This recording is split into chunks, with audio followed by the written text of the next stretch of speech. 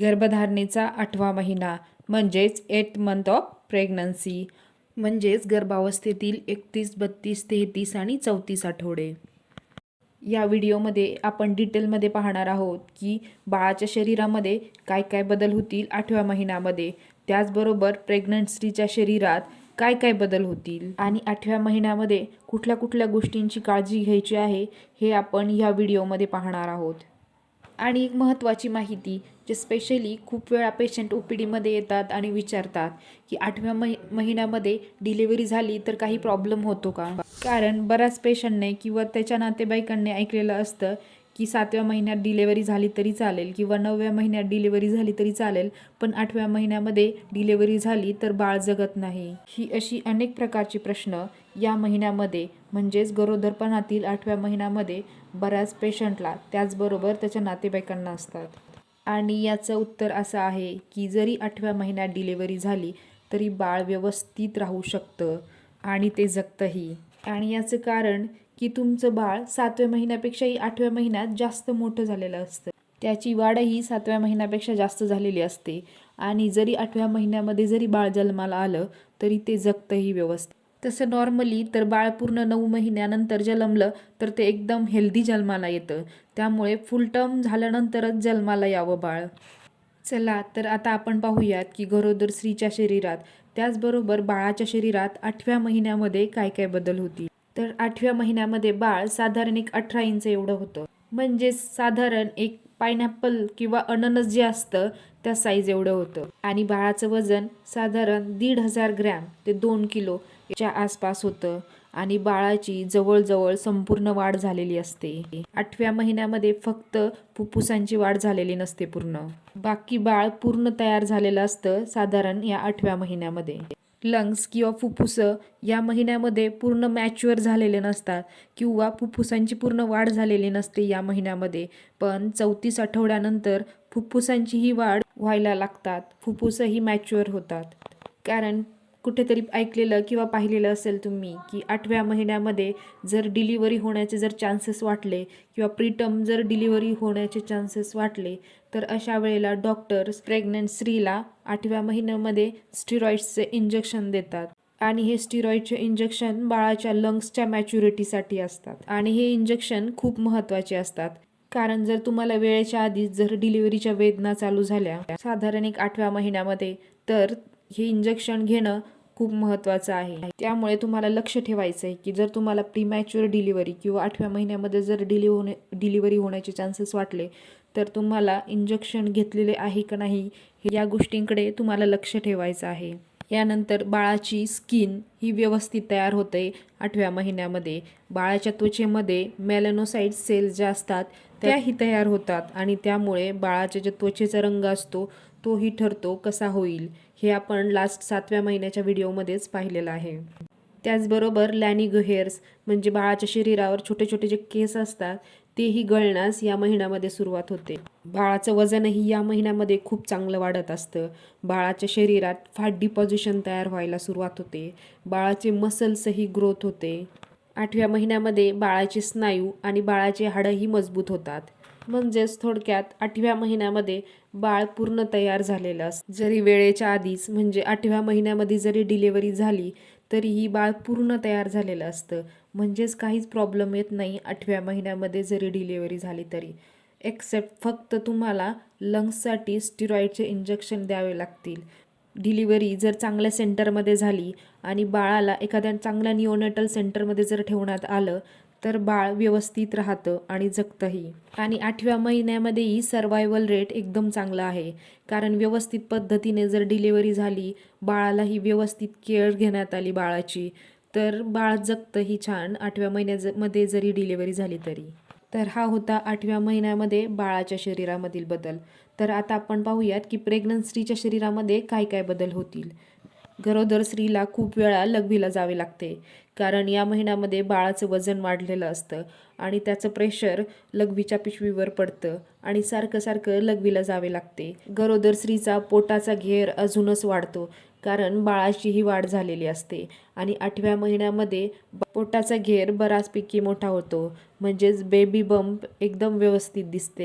हे झालं baby bump विषयी. तसेच पोटावर स्ट्रेच मार्क्स खूप वाढतात. जे खालच्या साईडला असतात स्ट्रेच मार्क ते पूर्ण पोटावर येतात आणि त्याचा कलरही खूप डार्क होतो. त्याचबरोबर या स्ट्रेच मार्क्सवर खूप इचिंगही राहते. ही इचिंग फक्त स्ट्रेच मार्क्सवरती नाही, पूर्ण बॉडीवरही असू शकते. गरोदर स्त्रीला खूप असं जड जड असल्यासारखे वाटते. त्याचबरोबर 8व्या महिन्यामध्ये गरोदर स्त्रीच्या ब्रेस्टमधून म्हणजेच स्तनांमधून पाणी किंवा दूधही येते. हे पाणी जर खूपच येत असेल किंवा दूधही खूप लिकिंग होत असेल दुधाचं, किंवा तुम्हाला एंगॉर्जमेंट होतंय, खूप पेन होतंय तुम्हाला ब्रेस्टमध्ये, अशा वेळेला तुम्हाला डॉक्टरांचा सल्ला घ्यावा लागेल. आणि जर हलका फुलका डिस्चार्ज होत असेल, म्हणजे थोडं थोडं जर पाणी किंवा दूध जर येत असेल, तर अशा वेळेला तुम्हाला या गोष्टींची जास्त काळजी करण्याची गरज नाही. त्याचबरोबर 8व्या महिन्यामध्ये गरोदर स्त्रीचं वजनही खूप झपाट्याने वाढतं किंवा फास्ट वाढतं, कारण आईला जेवणही व्यवस्थित जात असतं आणि बाळाचंही वजन वाढतं या महिन्यामध्ये. 8व्या महिन्यामध्ये बऱ्याच स्त्रियांना बद्धकोष्ठता म्हणजेच कॉन्स्टिपेशनचा त्रास होत असतो. त्याचबरोबर कंबरदुखीचा आणि पेल्विक पेन म्हणजेच कमरेच्या खालच्या भागात वेदनाही होतात. आणि ह्या वेदना असतात त्या सेल्फ लिमिटिंग असतात, म्हणजेच ह्या वेदना आपोआपही कमी होतात. पण जर ह्या वेदना आपोआप कमी नाही झाल्या, खूप वेळ राहिल्या किंवा खूप वेळ कंबरदुखीचा जर त्रास राहिला, खूप वेळ पेल्विक पेन जर होत असेल, तर अशा वेळेला तुम्हाला डॉक्टरांचा सल्ला घ्यावा लागेल. कारण हा त्रास कमी होण्याच्या ऐवजी वाढत वाढत जर असेल किंवा हा त्रास पायापर्यंतही जर जात असेल, तर हे तुम्हाला समजून घ्यावं लागेल की हे कदाचित लेबर पेनही असू शकतील. आणि हे समजण्यासाठी तुम्हाला तुमच्या डॉक्टरांकडून सल्ला घ्यायचा आहे की नक्की लेबर पेनचे लक्षणं काय काय असतात हे तुम्हाला समजून घ्यायचं आहे. म्हणजेच तुम्हाला पेन कुठल्या प्रकारचे आहेत, तुम्हाला किती वेळ टॉलरेट करायचा आहे आणि कधी तुम्हाला हॉस्पिटलमध्ये जायचं आहे, हे तुम्हाला एक्झॅक्ट व्यवस्थित समजेल.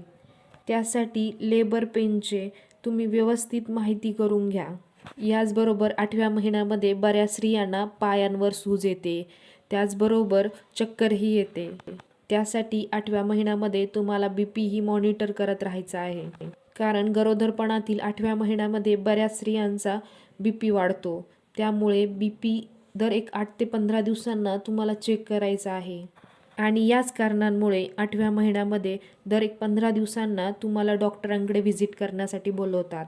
यामध्ये दर 15 दिवसांना जर तुम्ही व्हिजिटिंगसाठी गेले, तर तुमचं दर 15 दिवसांना वेट, तुमचं BP, तुमचं सर्व चेकअप व्यवस्थित होतं. तसेच या महिन्यामध्ये बाळाची हालचालही चालू असते. ह्या महिन्यामध्ये बाळ पूर्ण फिरत नाही, बाळाची मूवमेंट स्ट्रॉंग होते खूप. बाळ हात मारतं, पाय मारतं किंवा किकिंग करतं, पण बाळ पूर्ण फिरत नाही. कारण या महिन्यामध्ये बाळाचं हेड फिक्स होत असतं, त्यामुळे बाळ पूर्ण फिरत नाही, पण बाळाची जी मूवमेंट असते किंवा बाळाची जी हालचाल असते ती खूप स्ट्रॉंग होते या महिन्यामध्ये. आणि या महिन्यानंतरच म्हणजे 8व्या महिन्यामध्येच फक्त ट्रॅव्हलिंग करण्यासाठी अलाउड असतं. त्यामुळेच बऱ्याच एअरलाईन्समध्येही 8व्या महिन्यानंतर ट्रॅव्हलिंग करू देत नाही. 8व्या महिन्यानंतर कुठल्याच एअरलाईन्समध्ये ट्रॅव्हलिंग करण्यास अलाउड नसतं. कारण बऱ्याच प्रेग्नंट स्त्रिया सासरकडून माहेरी डिलिव्हरीसाठी शिफ्ट होत असतात. त्यामुळे 8व्या महिन्यामध्येच तुम्हाला ट्रॅव्हलिंग करून घ्यायचं आहे. त्यानंतर तुम्हाला ट्रॅव्हलिंग अलाउड होत नाही. त्यामुळे तुम्हाला जर बाय रोड जरी ट्रॅव्हलिंग करायचं असेल किंवा तुम्हाला एअरलाईनने जरी ट्रॅव्हलिंग करायचं असेल, तर तुम्ही याच महिन्यामध्ये ट्रॅव्हलिंग करून घ्या. कारण 34 आठवड्यानंतर ट्रॅव्हलिंग नाही करायला पाहिजे. ब्रॅक्स्टन हिक कॉन्ट्रॅक्शन येतात बऱ्याच वेळा, म्हणजेच फॉल्स लेबर पेनही होऊ शकतात. यामध्ये बऱ्याच वेळा गरोदर स्त्रीला एकदम पिरियडमध्ये जसे क्रॅम्प्स येतात तसेच येतात, पण नंतर ते आपोआप कमी होतात. यालाच मेडिकल टर्ममध्ये ब्रॅक्स्टन हिक्स कॉन्ट्रॅक्शन किंवा फॉल्स लेबर पेन असेही म्हणतात. आणि हा त्रास 8व्या महिन्यामध्ये असू शकतो. याचबरोबर 8व्या महिन्यात पोटाचा घेरही बऱ्यापैकी वाढतो, त्यामुळे बऱ्याच स्त्रियांना श्वास घेण्यास त्रास होतो. बऱ्याच स्त्रिया म्हणतात की एकदम श्वास बंद पडल्यासारखं वाटतं, कारण की पोटाचा घेर बऱ्यापैकी वाढलेला असतो आणि त्यामुळे जे फुफ्फुसं असतात त्यांनाही कमी जागा मिळते आणि त्यामुळे श्वास घेण्याचाही त्रास होतो. या महिन्यामध्ये बऱ्याच गरोदर स्त्रियांना झोपण्याचाही त्रास होतो, कारण की बऱ्याच स्त्रियांना कुठल्याही पोझिशनमध्ये झोपल्या, कुठल्याही कुशीवर जरी झोपल्या तरी झोपण्यास एकदम अनकम्फर्टेबल वाटतं. त्याचबरोबर फ्रिक्वेन्सी ऑफ युरिनेशनही वाढलेलं असतं, म्हणजेच खूप वेळा लघवीला जावंही लागतं रात्री. त्यामुळे ही झोप कमी होते बऱ्याच स्त्रियांची. बऱ्याच स्त्रिया या महिन्यामध्ये खूप चिडचिड्या होतात, कारण त्यांना श्वास घ्यायलाही त्रास होतोय, त्यांची झोपही व्यवस्थित होत नाही आहे. कुठल्याही कुशीवर झोपलं तरी त्यांना त्रास होतोय, चालण्याचाही प्रॉब्लेम होतोय, कंबरदुखीचाही त्रास होतोय, त्याचबरोबर कॉन्स्टिपेशन म्हणजे बद्धकोष्ठताही होते.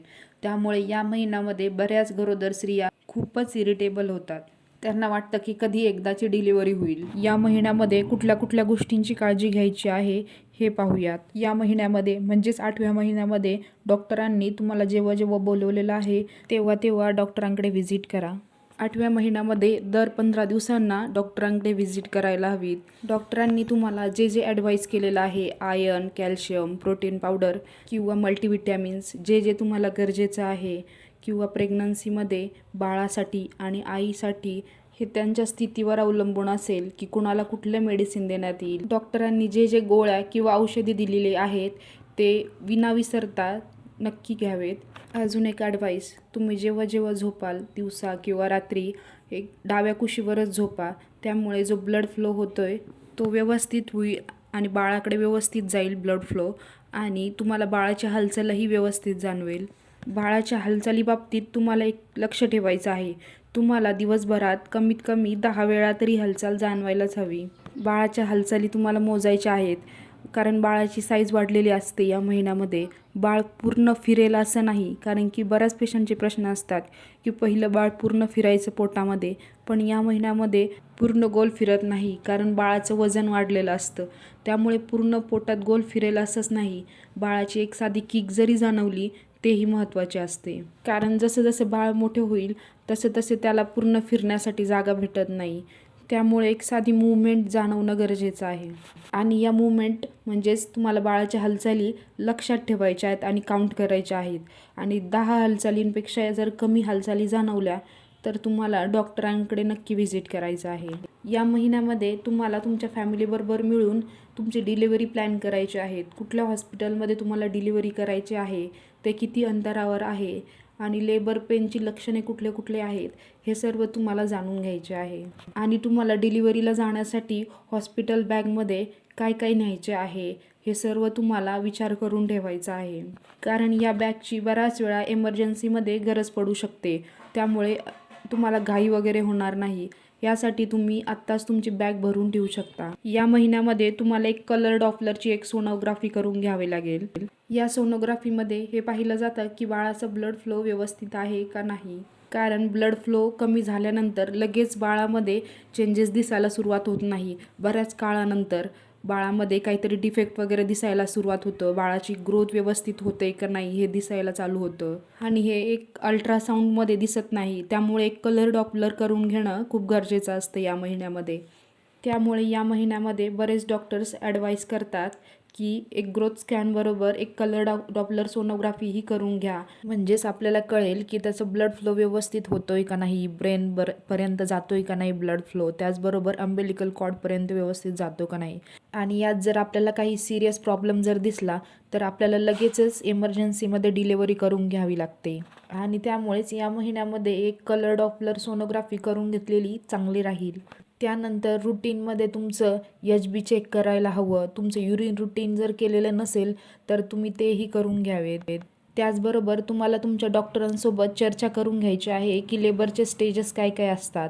म्हणजेच तुम्हाला एमर्जन्सीमध्ये तुमच्या लेबर पेन कुठल्या आहेत, कुठल्या कुठल्या लक्षणांपासून लेबर पेनची सुरुवात होते हे तुम्हाला समजेल. यातही ट्रू लेबर पेन्स म्हणजे काय, फॉल्स लेबर पेन्स म्हणजे काय, आणि ट्रू लेबर पेन्स जर असतील किंवा फॉल्स लेबर पेन्स जर असतील तर काय करायला हवे हे तुम्हाला तुमच्या डॉक्टरांकडून माहिती करून घ्यायचं आहे. कारण तुम्हाला जर या गोष्टींबद्दल जर माहिती असेल तर तुम्ही खूप पॅनिक होणार नाही किंवा खूप गोंधळून जाणार नाही तुम्ही. त्यामुळेच तुम्हाला ट्रू लेबर पेन जेव्हा स्टार्ट होतील तेव्हाच तुम्हाला हॉस्पिटलमध्ये जायचं आहे.